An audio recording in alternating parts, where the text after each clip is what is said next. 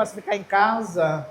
Aí o Eunice disse que não, mas é a tendência, e vocês futuramente estarão fazendo isso para a honra e glória de Deus. Meus queridos, o texto falado, o texto estudado de Gálatas capítulo 5, e foi sobre esse assunto, e esse texto que foi falado, creio eu, desde sábado, o domingo pela manhã, domingo à noite, hoje pela manhã e agora à noite. De uma coisa eu tenho certeza, vocês vão aprender quais são as virtudes do Espírito. Pelo menos, isso eu creio que vocês aprenderam, ou vão aprender. Porque ainda tem hoje e amanhã. E vamos falar novamente, e vamos estar falando exatamente sobre Gálatas capítulo 5. O curioso nesse texto é que Paulo, para chegar a este momento, Paulo, para chegar a falar em Gálatas capítulo 5, sobre fruto do Espírito, uma vida no Espírito, que é o tema do retiro, Paulo passou por algumas situações das mais diversas. E eu falava isso, mas o Gabriel no caminho, é porque às vezes nós perguntamos por que Paulo chegou a falar do fruto do Espírito. Mas para que ele chegasse a falar de fruto do Espírito, ele teve que enfrentar alguns muxichos, algumas divergências. Se você olhar desde o capítulo 2 até o capítulo 5, ele vem tratando de coisas com a igreja, de coisas pertinentes à vida. Aí ele vai, se você, só folheando o mesmo texto, abre a Bíblia, Gálatas capítulo 5, todo mundo já deve estar com a Bíblia aberta. E aí o apóstolo Paulo, ele começa falando pelo capítulo 2, sabe, sobre o apostolado dos judeus e dos gentios. Isso era uma questão muito pertinente. Paulo aí, ele chega no capítulo 3, ele faz um apelo para a experiência dos Gálatas, que aí ele vai ficar perplexo. Se você olhar no teu livro, no texto, capítulo 2 e diante, lá no subtema lá, ele fica perplexo. Por quê? Ele diz, gente, eu não acredito, eu passei tanto tempo ensinando os Gálatas sobre o amor de Deus, sobre a bondade e a misericórdia de Deus, e agora os Gálatas, a igreja de Deus, está aqui na Galácia, é o povo de Deus. Eu não acredito que agora eles estão confundindo as coisas. Eles estão dando prioridade a algumas coisas e não aquilo que eu ensinei. Por isso que você vai ver a perplexidade de Paulo. Capítulo 3, o apóstolo fala da experiência e ele vai falar também da vida com Cristo. Ele vai dizer a lei, ele não está aqui invalidando lei nenhuma. Tá? É interessante entendermos, nós temos irmãos em Cristo, e também temos visitantes. E talvez você possa perguntar, então o Paulo, ele era um rebelde? Nós vamos passar o dia todo trocando isso aqui, amém. Tá? Não era rebelde. O que Paulo está trazendo aqui para a igreja é sobre aquilo que nós priorizamos em detrimento de Deus. Paulo está exatamente dizendo isso, que o que Paulo está trazendo? Porque ou nós somos de Cristo ou não somos. Ou nós adoramos a Deus na beleza da sua santidade, ou não adoramos. Então ele fica perplexo com isso. Aí o pessoal fala, capítulo 3, ele fala das promessas, fala da convivência, da perspectiva de vida em Abraão. Aí ele chega no capítulo 4, ele vai falar da filiação em Cristo. Por que ele vai falar dessas coisas? Porque ele vai lá no capítulo 5, ele vai responder isso. Ele fala da filiação em Cristo. Ele fala do valor transitorial que temos em Cristo, e não do valor transitorial judaico, que era a questão na época. E aí ele vai falar da Nova Jerusalém. E as pessoas estão perguntando, que Nova Jerusalém é essa, Paulo? Porque nós temos essa Nova Jerusalém aqui no Monte Sinai. Ele diz, eu não estou falando de H, eu estou falando de Sara. Sara, a Nova Jerusalém. H, a Jerusalém terrena, lá no Monte Sinai. Se nós estamos atrelados a essas coisas, nós continuaremos escravos, sim. É disso que ele está falando aqui. E aí, ele chega no capítulo 5, e ele agora vai falar sobre a lei ou Cristo. E nesse texto, que os irmãos já leram por várias vezes, creio eu, ele chega agora, a partir do versículo 13, ele começa vai falar daquilo pelo qual ele foi instigado atrás a falar. Ele questionou, foi respondendo perguntas e tirando dúvida de cristão. Isso aqui não é de incrédulo, não é de crente. E aí ele vai falar agora sobre a liberdade No capítulo 5, né, a partir do versículo 13, ele fala da liberdade é limitada pelo amor, e a partir do versículo 16 ele começa a descrever essas coisas. Para nós entendermos isso, é aquela mesma coisa. Já chegou muita gente para você e diz assim, eu não concordo com as coisas que estão acontecendo. Por exemplo, eu não concordo com esse negócio de crente, negócio de predestinados. Por que Deus predestinou um e outros não? Ô meu irmão, você não tem que concordar nada. Você tem que aceitar. É assim que Deus faz, é assim que Ele age. Ele não tem que te dar explicação. Certa vez eu disse para alguém que o homem que tem o melhor currículo nessa terra ousou um dia querer perguntar isso para Deus. Vocês sabem quem é o homem que tem o melhor currículo na terra? Jó. É Jó. Vocês já viram quem é que faz a apresentação de Jó? Então pronto, final. Quem faz a apresentação de Jó é Deus. É Deus que diz para Satanás, tu viste meu servo Jó? É Deus que diz que Jó é fiel, é íntegro, é reto. Quem de nós já teve o privilégio de ouvir essas expressões da boca de Deus? Só que Jó entendia que talvez, como ser humano, conhecedor da lei e essas coisas, ele podia questionar Deus. E aí ele faz aquelas maravilhosas 16 perguntas e seus 34 questionamentos, e quando Deus responde Jó, ele responde fazendo 70 perguntas para ele. E a primeira dela é, onde é que tu estava quando eu fiz a terra? Para nós entendermos isso, é isso aqui que está acontecendo. E Paulo vai responder isso falando para a igreja de agora de Gálatas, qual é o fruto do Espírito.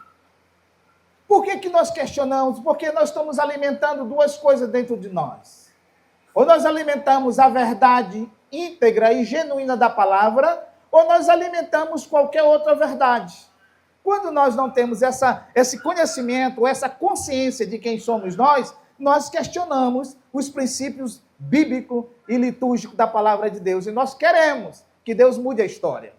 Deus não vai mudar. Não importa quem é você, filho de quem você é, não importa de onde tu veio, qual é a tua linhagem, o que tu tem, o que tu não deixa de ter. O que está escrito, está escrito.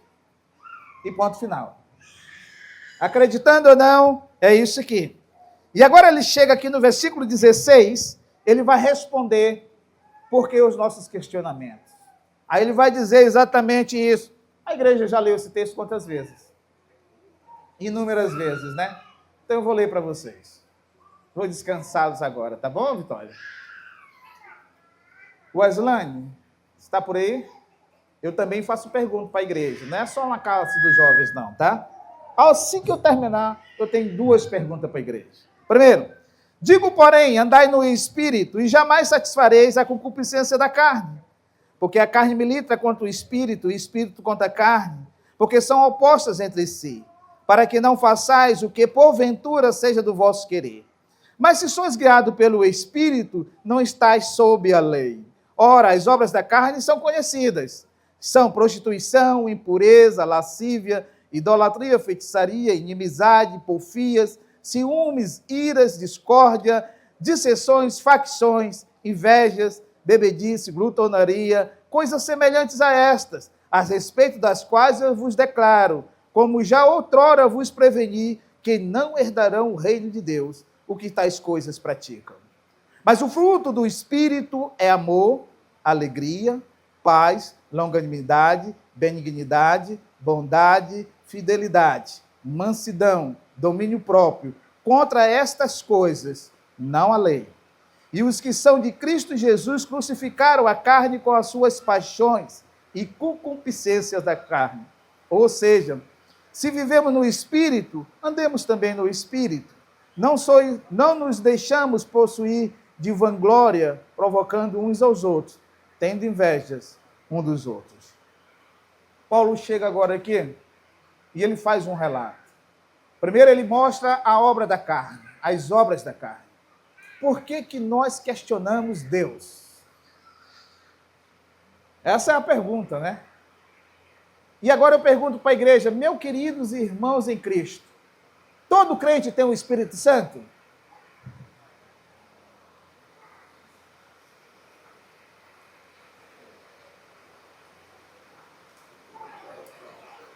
Não entenderam? Vou perguntar de novo. Todo crente tem o Espírito Santo? Aqueles que acham que tem, levantem a mão comigo. Amém. Pode baixar. Aqueles que acham que não, também levantem a mão comigo. Eu não sei em que grupo eu estou mesmo, né, nisso? Levanta a mão dos dois vezes.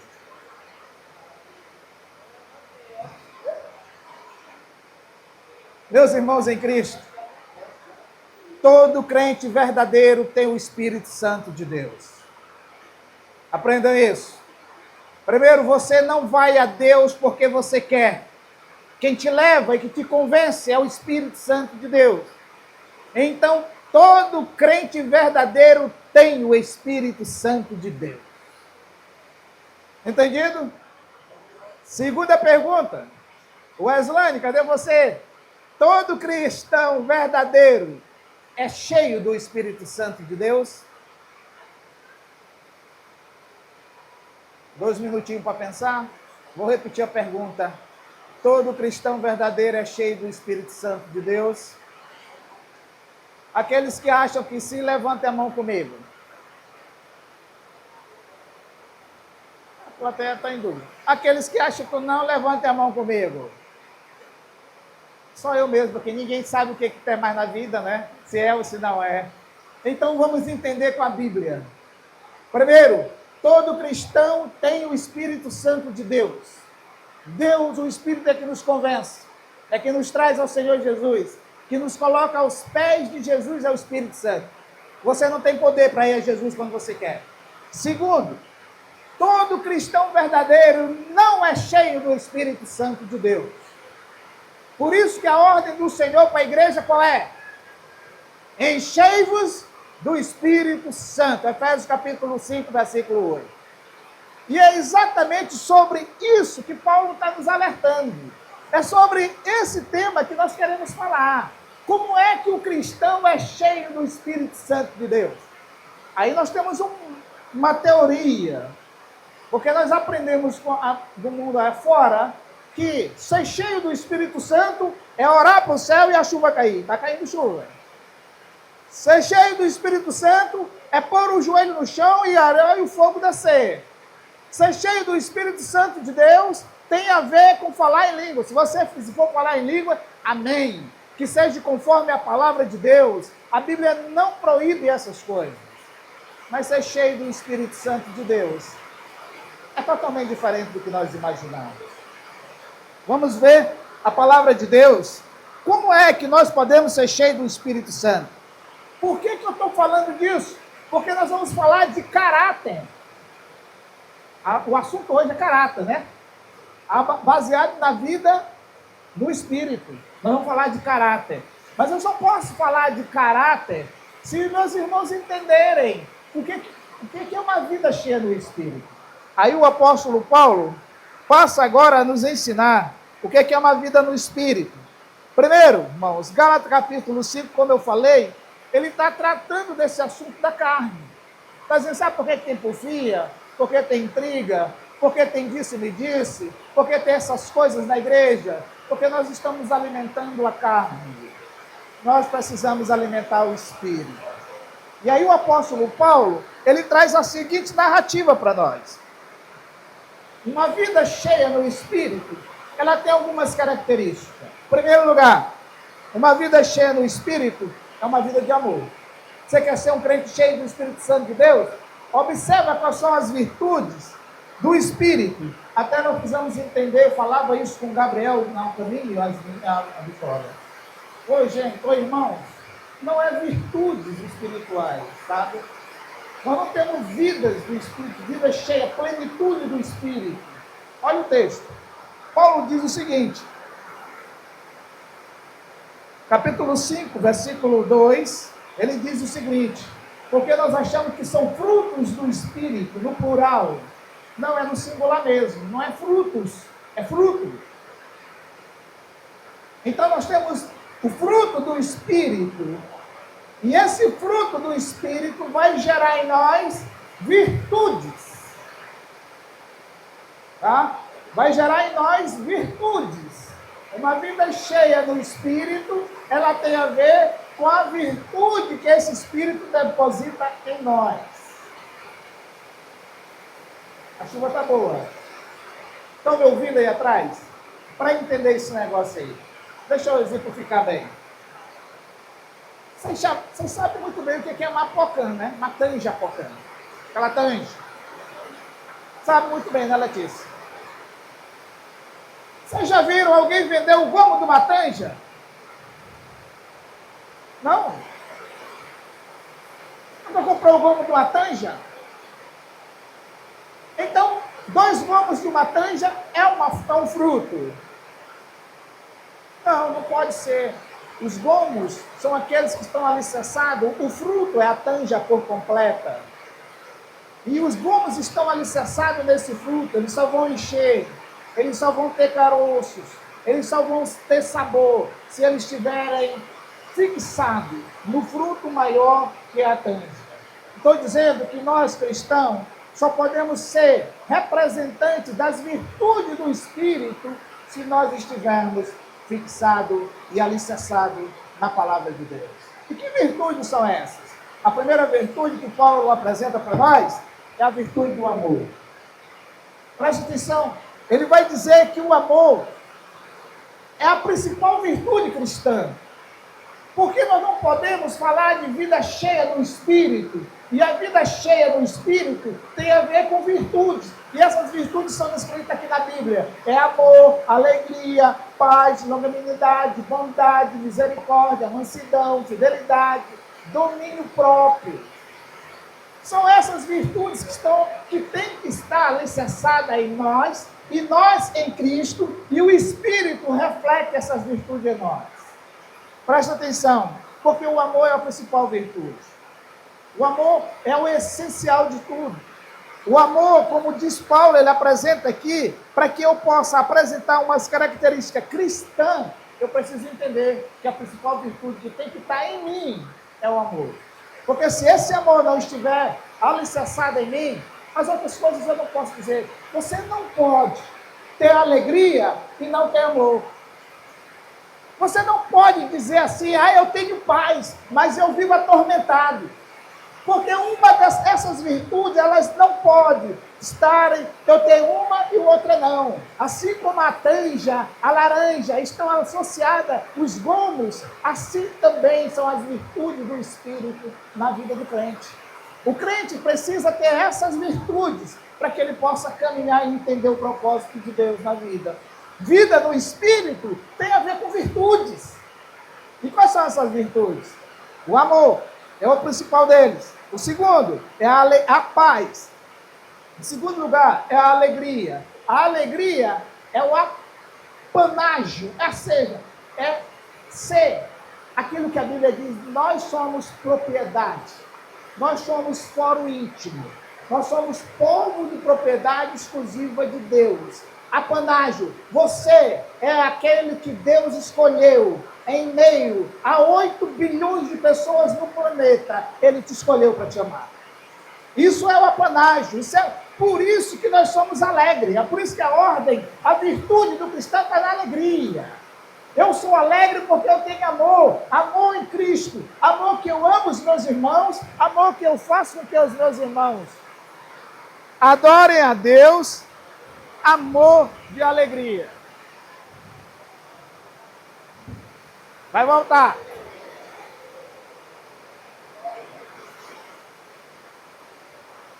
Vai voltar.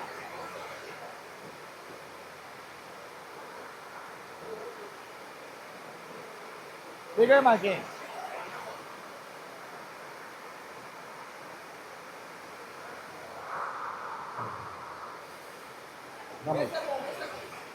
Tá bom. Esse aqui tá bom. Então vamos voltar só para entender. Eu só tenho amor se eu estiver alicerçado ao fruto maior, à alegria, ou seja, ao Espírito Santo. O amor. A caixa.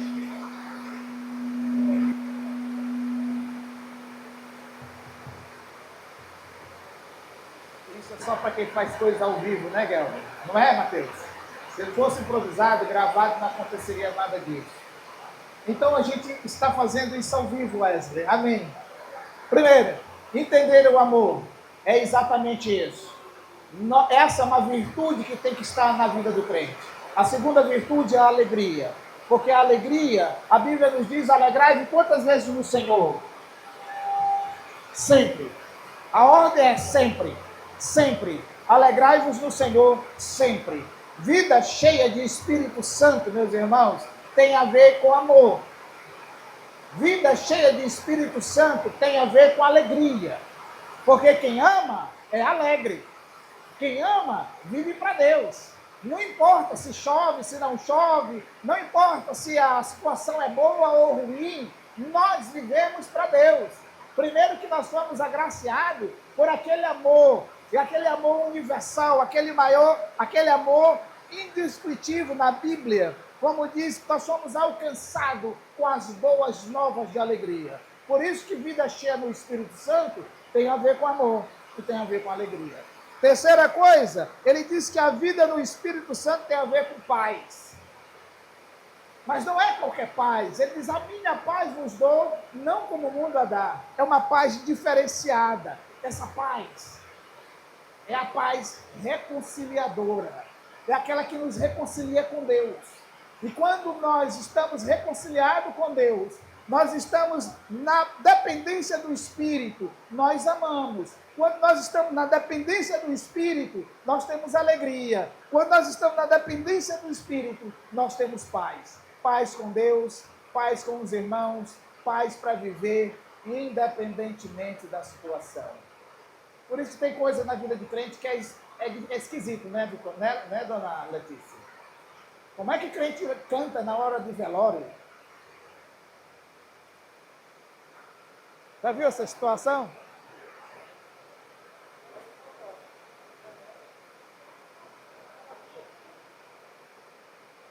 Vai voltar. Vai voltar. Não se preocupe não estou com pressa para ir para casa. Vocês também não, tá te vendo? Ninguém vai ficar aqui, todo mundo. Então, paz é isso. É diante das dificuldades, é diante das circunstâncias, nós estamos cantando. Porque é uma paz que excede o nosso entendimento. É uma paz que ela é transcircunstancial. É uma paz que nós não podemos explicar. Como é que nós cantamos quando tudo está pegando fogo? Eu estava, a primeira vez que eu vim para essa região de Açailândia, no ano de 86, eu me lembro muito bem, e nós viemos para um retiro espiritual. Pastor Jonas, tu nem existia, Wesley, Weslane, esse povo aí não existia não. Pastor Jonas nos trouxe para essa região. E daqui, de Açailândia, nós fomos até Dom Eliseu. A igreja presbiteriana de Dom Eliseu ainda era... Ali Dom Eliseu ainda não era cidade, era aquele coisa que estava começando. Era só lama, só tinha BR mesmo. E havia um crente, um homem, um servo de Deus naquela cidade, que era gerente do Banco do Brasil. E nós estávamos no culto. Lá em Dom Eliseu, eu não sei se você soube dessa situação. E quando nós estamos ali, a casa dele, que era do outro lado da BR, pega fogo. E então estamos cantando ali, aquele monte de crente só sabe cantar e às vezes comer. E estávamos ali cantando, quando de repente entrou alguém chamando ele e disse, olha, sua casa está pegando fogo. Aí os crentes da igreja, todo mundo se alvoroçaram, meu Deus, a casa do irmão pegou fogo. Sabe o que aquele homem fez? Ele se ajoelhou no meio da igreja e disse assim, Senhor, a tua casa que tu me deste está pegando fogo. Eu olhei, esse caboclo não bate bem da bola. A casa do cara está queimando, ele está ajoelhado dizendo para Deus que a casa que Deus dera a ele está pegando fogo. Faz sentido? Legal, fica bem. Faz sentido? É por isso que crente é esquisito mesmo. Mas é um povo escolhido. E isso só faz quem vive na dependência do Espírito. Quem entende que o viver que ele tem nessa terra não é dele. Por isso, que Paulo está trazendo à igreja esses frutos, essas virtudes da alegria que está associada ao Espírito Santo. Ele está dizendo, primeiro, o amor, segundo, a alegria, terceiro, paz, e em quarto lugar, a longanimidade. Por quê? O que é, na realidade, essa questão de longanimidade? Vocês já leram, né, Lívia? Mas o que é isso mesmo? Na realidade, eu fui pesquisar, como eu também não sei de qual, vou pesquisar atrás de quem estudou mais. Diz que esta virtude tem a ver com a paciência triunfadora. E a pergunta é, o que é paciência triunfadora? A Bíblia responde para nós o que é paciência triunfadora. A Bíblia diz, se o teu irmão te convidar para andar uma milha, Andressa, tu tem que andar com ele quantas? 2. Paciência triunfadora tem a ver com essas coisas. Sabe aquela situação que às vezes você acha que não pode ter controle sobre ela? É hora de você olhar para a Bíblia, para Deus, e de entender que você é alguém que está sendo usado pelo Espírito Santo de Deus. E vida cheia do Espírito Santo tem a ver com longanimidade. Porque nós precisamos. Ah, diz para o Guilherme, fiz isso aqui.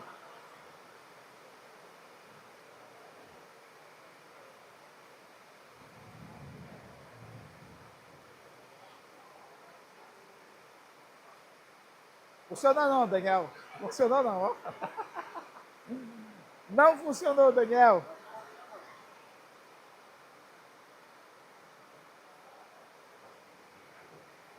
Cantam, canta. Tem uma música, canta meu povo, alegra meu povo. É da tua época, né? Da tua geração, né? Canta meu povo, alegra. O que Deus viu em nós para que nos amasse? Imagine comigo, qual é o tamanho de Deus? Um Deus infinito precisa de quê? De nada. Nada, nada, nada, nada, nada. Mas ele decidiu nos amar, ser bondoso ao ponto de nos amar, o Filho dividir sua glória comigo e com você. Essa mesma bondade que ele está trazendo aqui, que Paulo está trazendo para a igreja de Gálatas, é essa bondade. Bondade que nós temos que ter para com o próximo. Essa bondade tem que refletir no próximo. Ela tem que refletir em casa. Ela tem que ser refletida por onde nós passarmos. A bondade não é a sua bondade, é a bondade de Deus. Porque muitas vezes nós achamos que somos bons.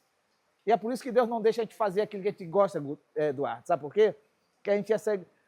eu gostaria... Sabe o que eu gostaria de fazer nesse local desse galpão aqui? Eu gostaria de... Eu já falei, a Rosa está aqui. Cadê tu, Rosa? Está por onde? Nós somos cor diferente, quase não se enxerga, né? Eu já falei... Eu disse para a Rosa, eu gostaria de fazer uma puxada para ali. Lembra, Rosa, esse negócio? Mas se eu fizesse isso, Eduardo, estivesse chovendo aqui, sabe o que quer dizer agora, Letícia? Está vendo? Se eu não tivesse feito esse negócio aí, estava todo mundo molhado. Nós somos assim. A bondade de Deus é diferente. A bondade de Deus, ela não valoriza o ego. Ela não traz para nós essa atração. Nós precisamos entender que quando o Senhor Jesus derramou essa bondade para conosco ao ponto de nos alcançar, essa mesma bondade ela tem que ser distribuída aos nossos irmãos. Rosa, não é fácil. Não pensa você que é fácil, não pensa qualquer um de vocês que seja fácil fazer isso. Porque essa bondade que Deus traz aqui, que o autor Paulo está falando para a igreja de Romanos, dos Gálatas, ele está dizendo, sede bondoso uns para com os outros. Bondoso no fazer, bondade, tem que ter bondade no caminhar, no ser, tem que ter bondade em tudo. Há uma perversidade genuína hoje no mundo. E muitas das vezes os filhos de Deus têm esquecido isso. Têm esquecido de serem bons em Cristo Jesus. E Paulo está recomendando vida cheia no Espírito. Tem sim, Daniel, a ver com bondade. E não precisa crescer, não. É verdade. Eu falei para Gabriel, com quantos anos Osés foi... Osés não, quem era? Josafá foi rei de Jerusalém. A partir dos 8 anos, Deus escolhe Josafá para ser rei. Às vezes nós precisamos esperar os meninos crescer para ensinar a palavra de Deus. Não, é de pequeno mesmo. A Bíblia está cheia de exemplos de homens e mulheres de Deus que começaram a aprender desde o berçário. Então, por que nós precisamos pagar o preço para fazer isso depois? Então, Paulo está trazendo para a igreja que uma vida cheia de espírito, um crente cheio no espírito, ele precisa ter bondade no seu coração, ao ponto de transbordar, buscar, pelo meio mais possível, o bem do outro. Quer ver uma confusão dentro de casa que é difícil entender? Falava isso para o irmão lá no Itinga, porque ele falava, meu irmão, você tem que amar, a Bíblia diz amar o próximo com a ti mesmo, assim como Deus nos amou. Eu digo, isso é verdade, isso é uma coisa mais fácil, tem que ser praticada. E tem que ser com amor como Deus nos amou. Eu digo, é mais complicado. É mais complicado, sabe por quê, Rosa? Vou te dar um exemplo. Como é o nome do marido da Rosa? Ô, Leomar, ô lindo. Na nossa linguagem de intimidade, estou parecendo com o Quequeto, já íntimo demais com o seu Leomar. Quer ver uma confusão? Tu quer passar 3 dias dormindo na biqueira de casa? Experimenta comprar uma carne e chegar na tua casa com a carne, uma picanha e uma costela na mão. Aí você dá a costela para a dona Rosa e a picanha você dá para sua vizinha. Só estou te dando exemplo de como é que tu vai dormir fora de casa um bom tempo. Amar com o amor de Deus, é isso, Início. É dar o melhor para o teu próximo. Você está entendendo?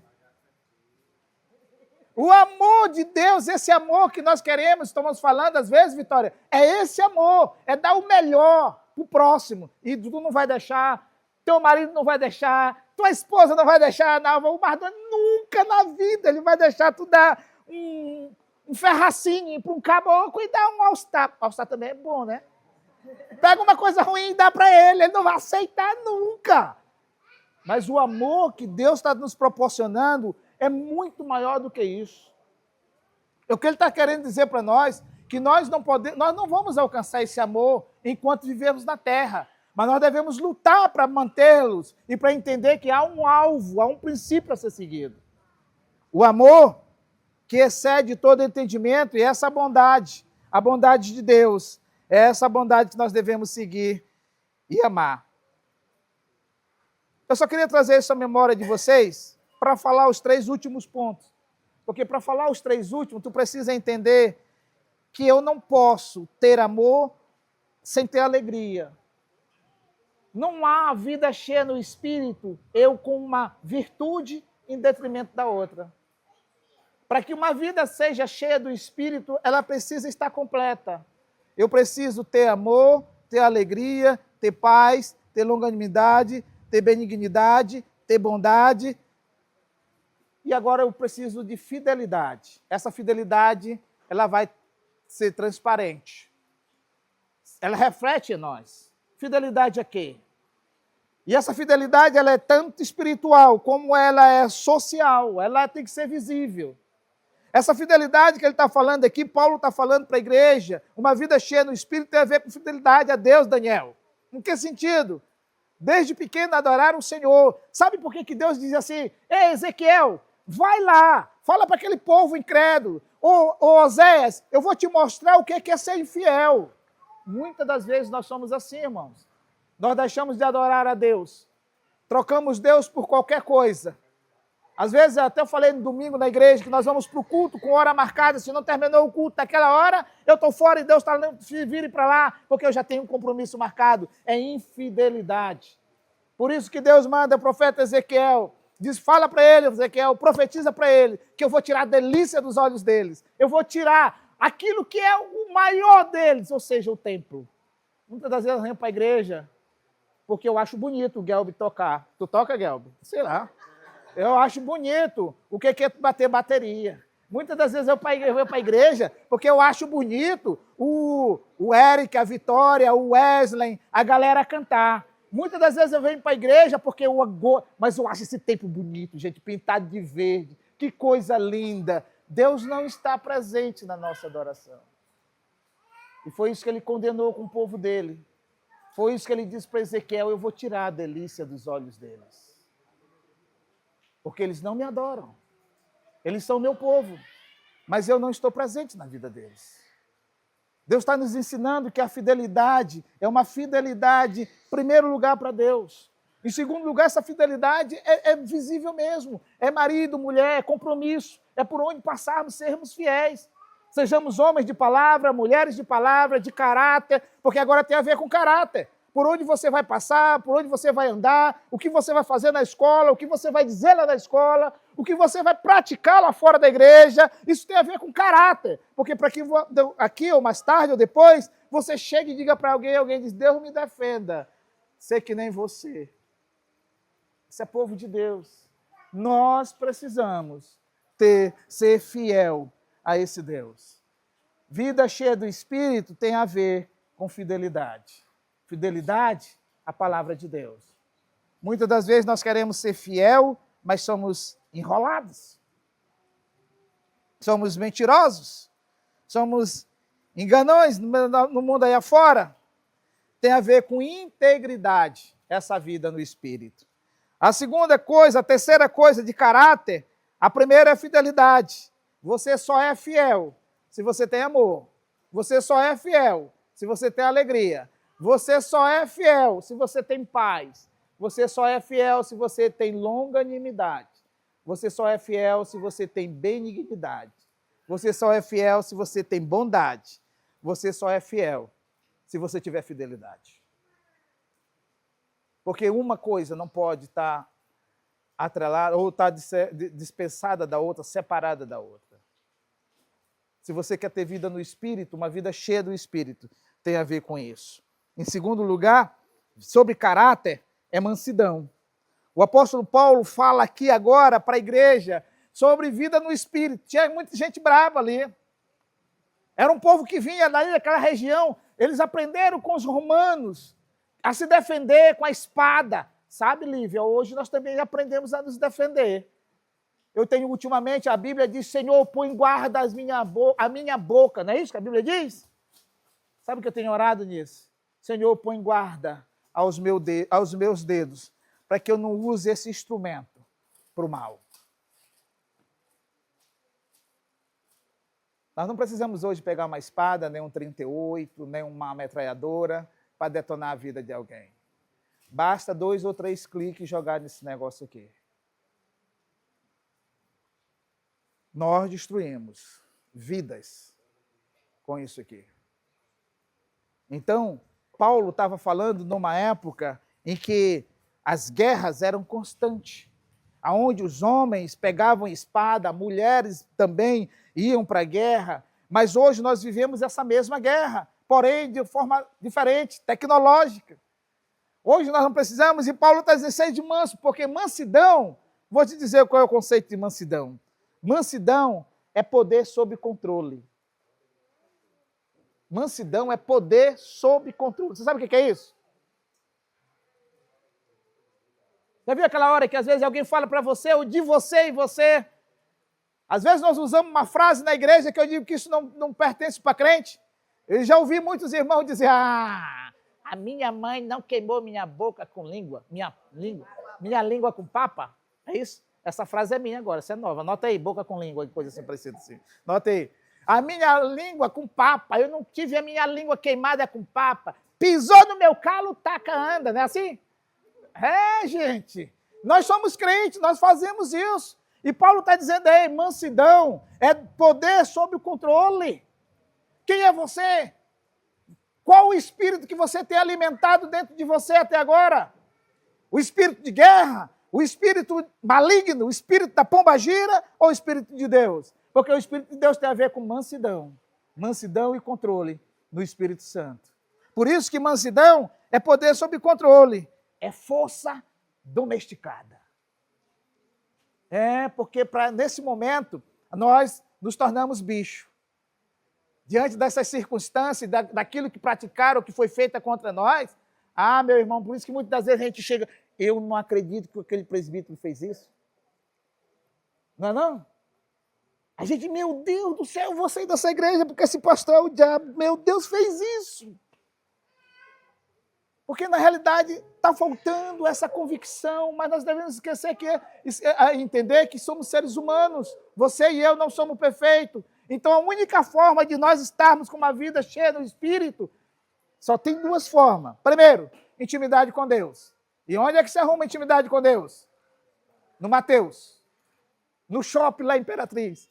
Dia de domingo eu também sou filho de Deus, né? Eu preciso trabalhar, eu lá no shopping no Imperatriz, está bom demais aquele ar-condicionado, curtindo uma picanha, sei lá o que é. Pô, menina, sei lá, esse negócio, sanduíche, sanduba, essas coisas aí, duba aí que vocês gostam, adolescente. Eu sou filho de Deus.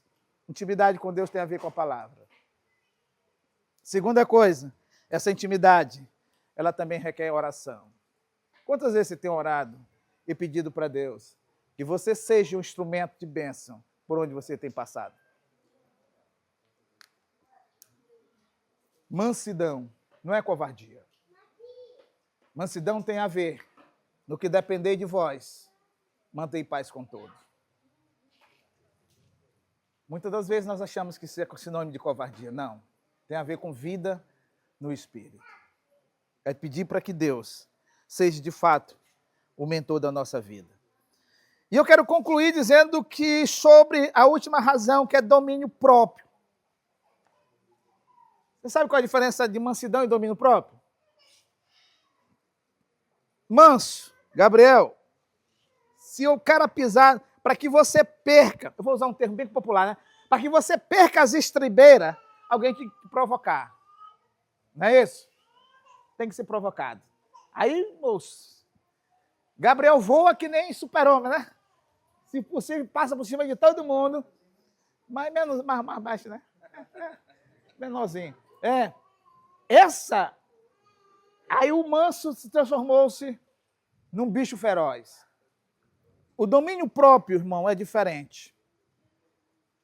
O maior problema e o maior causador de problema do domínio próprio é você mesmo. Tá? O maior causador das circunstâncias, dos problemas, das indiferenças, das adversidades, é você mesmo. É você e você. Por isso que a recomendação de Paulo era domínio próprio. Vida no Espírito tem a ver com domínio próprio. É não querer prejudicar os outros. É não querer que os outros sofram o dano. É preciso que você tenha controle sobre você mesmo. É de dizer, Senhor, que nem Paulo dizia, que ele cresça e diminua eu. É dizer, Deus, mata esse homem mal que há em mim. Domínio próprio tem a ver com isso. Eu quero concluir contando uma história. Eu acho que eu contei uma vez na igreja presbiteriana. Vocês são da igreja presbiteriana?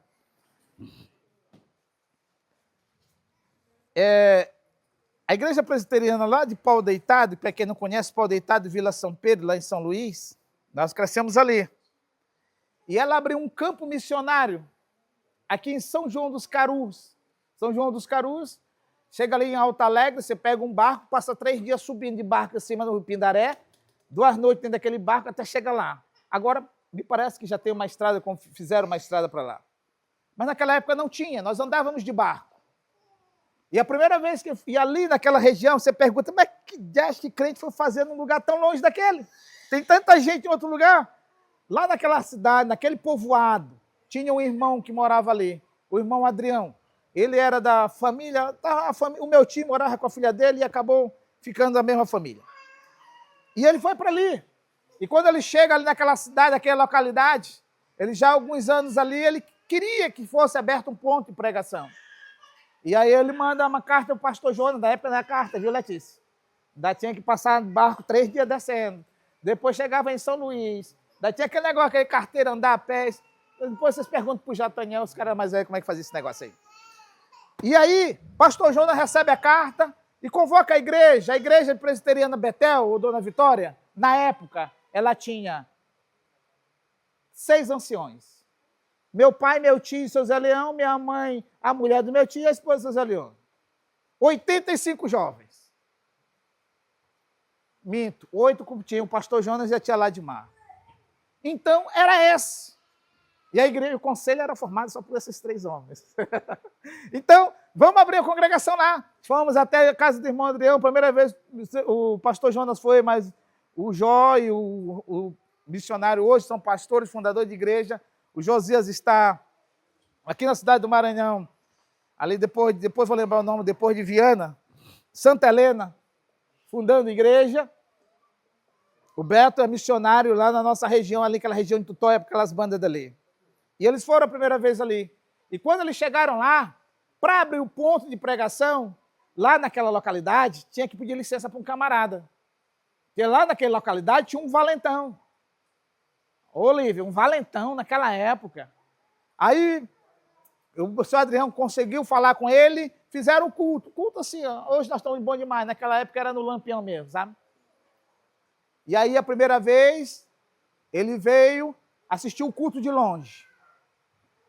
A cada 3 meses, nós voltávamos lá. Na segunda vez, eu fui, mais o pastor Jonas e mais outros jovens. Quando foi na segunda vez, que eu cheguei lá, o pastor falou, o irmão Adriano falou também. Aí esse homem, a segunda vez que nós chegamos lá, ele desbruçou-se na janela assim, ó. Nu da cintura para cima, com uma calça de calça, uma bota no pé, uma faca que passava aqui das costelas dele aqui. E do outro lado um 38. Era desse jeito. Ele assistiu o culto. Nós passamos 2 dias, voltamos. Na outra vez que nós voltamos, a primeira vez ela ficou lá debaixo do pau, olhando de lá. Na segunda vez ele estava na janela. Na terceira vez que nós voltamos, ele estava sentado numa cadeira. Do mesmo jeito. Não tirava a faca e nem o 38 da cintura, nem botava uma camisa. Na quarta vez que nós voltamos, Dionísio, ele não estava mais lá debaixo daquele pau, ele não estava na janela, ele não estava na cadeira, ele estava aos pés dos pastores se entregando a Deus. Mas sabe como o diabo é sagaz? Um homem daquele, ao longo da história, já tinha feito muita perversidade com alguém. E após alguns meses, uns 6 ou 8 meses de vida, ele caminhando para a igreja. E o pastor Jonas foi dessa outra vez e eu fiquei. E nós éramos jovens e presidente da mocidade. E ele foi e eu fiquei com a turma. E diz que quando ele chegou lá, aquele homem já um bom tempo na igreja, ele vinha para o culto, para a escola bíblica, para assistir a escola bíblica. E quando ele, casado, 2 crianças, tinha 2 garotos, 3. E tinha uma mulher, a esposa tinha tido o bebezinho lá. Então eles estavam vindo. Comunidade povoada, tipo aqui, os irmãos para ali, outros para lá, o local é aqui. E ele vinha. E quando ele chega numa encruzilhada, saiu 2 indivíduos. Aí disseram assim, eu vim aqui só para nós acertar aquela conta, há muito tempo atrás. Tu nos bateu, tu fez isso com a gente, agora nós descobrimos que tu é crente. E agora nós viemos acertar as contas. Ele disse, eu posso fazer 2 pedidos para vocês? Ele pode pedir o que você quiser, mas hoje nós acertamos as contas contigo. Ele, primeiro, eu posso botar meus meninos no chão? Ele pode botar. Ele tirou as crianças, botou no chão, não usava mais faca, mais facão, usava uma Bíblia. E aí, ele pediu para a esposa e os meninos saírem. Aí perguntaram, caíram na besteira e perguntaram, qual é o segundo pedido? Ele disse, eu posso orar? Aí pode orar, porque hoje a nossa conta será acertada. Ele se ajoelhou naquele mesmo momento ali, e o pastor Jonas, e junto com o irmão Adrião, e eles contam, eles dizem, e a esposa dele dava testemunha disso, que ele colocou os joelhos no chão e ele disse, Deus, eu nem te conhecia e nem sabia quem tu era. Um dia tu apareceu na minha vida e tu sabe que eu era um homem muito mau, perverso, porque foi assim que eu aprendi a viver nesse mundo. E de repente o Senhor entrou na minha vida e mudou minha história. E hoje, esses homens que estão aqui, eles estão aqui porque tem razão, sim. Eu, em outro momento, eu os maltratei. Talvez cheguei até a matar alguém, não sei, não recordo. Mas eu quero lhe fazer um único pedido. Que o Senhor não deixe eu ser aquele velho homem enquanto eles estiverem me espancando. Quando ele abriu os olhos, viu só os matos abrir e fechar. Os 2 caíram no tempo. A pergunta é, aqueles 2 homens que fugiram, sabem quem é Deus ou sabia quem era o homem? Sabia quem era aquele velho homem. Mas o poder de Deus se manifestou nisso. Mansidão, irmãos, domínio próprio, tem a ver com isso, viu? Na hora da raiva, é dizer, Senhor, eu sou esse desgraçado pecador e miserável. Homem, tem sangue, tem veia. E eu sei que se alguma coisa acontecer comigo, o pau vai quebrar. Mas tem uma misericórdia de mim. Tem misericórdia de mim. Nós não somos perfeitos. Nós somos seres humanos. E servos de Deus. Precisamos andar na plenitude do Espírito. Plenitude do Espírito tem a ver com amor, com alegria, com paz, domínio, com longanimidade, com bondade, com fidelidade, com mansidão e domínio próprio. Que Deus nos dê graça de entendermos isso e sermos homens e mulheres cheios do Espírito Santo de Deus. Deus nos abençoe. Amém?